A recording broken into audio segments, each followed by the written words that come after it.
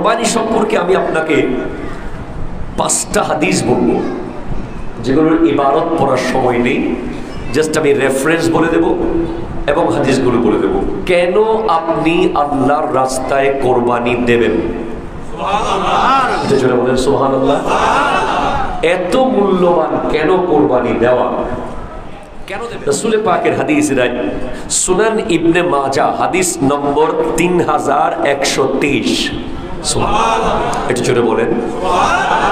3123 রাসূল সাল্লাল্লাহু আলাইহি ওয়াসাল্লাম ইরশাদ করছেন, যেই ব্যক্তির সামর্থ্য থাকা সত্ত্বেও কোরবানি দিল না, সে যেন আমাদের ঈদের নামাজে না আসে। কথা কি আপনি বুঝতে পেরেছেন? যেই ব্যক্তি সামর্থ্য থাকা সত্ত্বেও কোরবানি করলো না, সে যেন আমাদের ঈদগাহের নিকটবর্তীও যেন না হয়।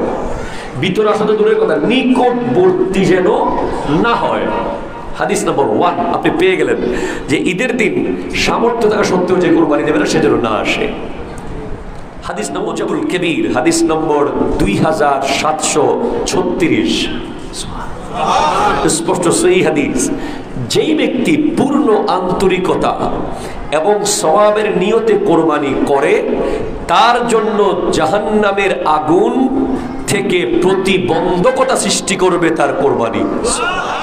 যে ব্যক্তি পূর্ণ নিয়ত সহকারে আল্লাহর সন্তুষ্টির জন্য কোরবানি করবে, তার কোরবানির পশু জাহান্নামের আগুন এবং তার মাঝখানে গিয়ে দাঁড়িয়ে যাবে। এটা জোরে বলেন সুবহানাল্লাহ।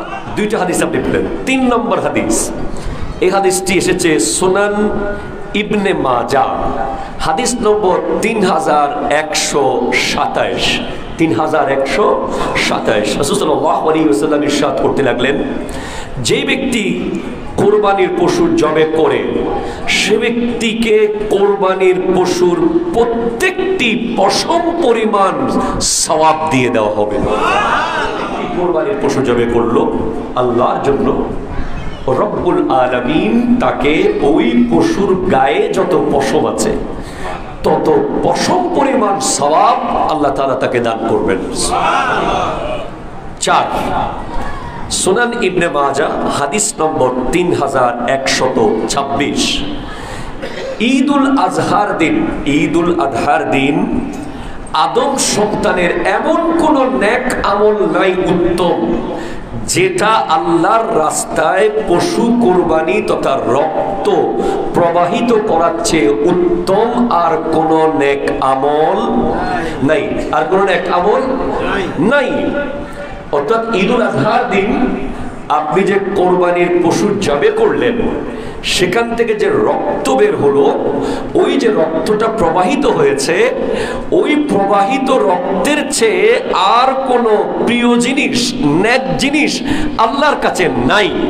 নিশ্চয় কোরবানির পশু কিয়ামতের দিন তার শিং, লোম, খুর সহ উপস্থিত হয়ে যাবে। আপনি তো কোরবানির দিন পশুর শিং ফেলে দিয়েছেন, কোরবানি যখন করেছেন শিং কি বাসায় নিয়ে গেছেন?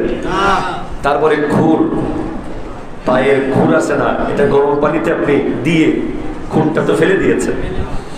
এরপরে আপনার মনে করেন লোম, চামড়ার সাথে লোম চলে গেছে, কিন্তু না, এটা আল্লাহ রিজার্ভ করে রেখে দিয়েছেন। এই খুর, এই লোম, এই শিং সহ কোরবানির পশু কিয়ামতের দিন ওই ব্যক্তির পাশে উপস্থিত হয়ে যাবে। আল্লাহু আকবার, জোরে বলেন। এবং কোরবানির রক্ত মাটিতে পড়ার আগেই আল্লাহ তাআলা সেই কোরবানি কবুল করে নেন, যদি সেটা শুধুমাত্র আল্লাহর জন্য হয়। জোরে বলেন সুবহান।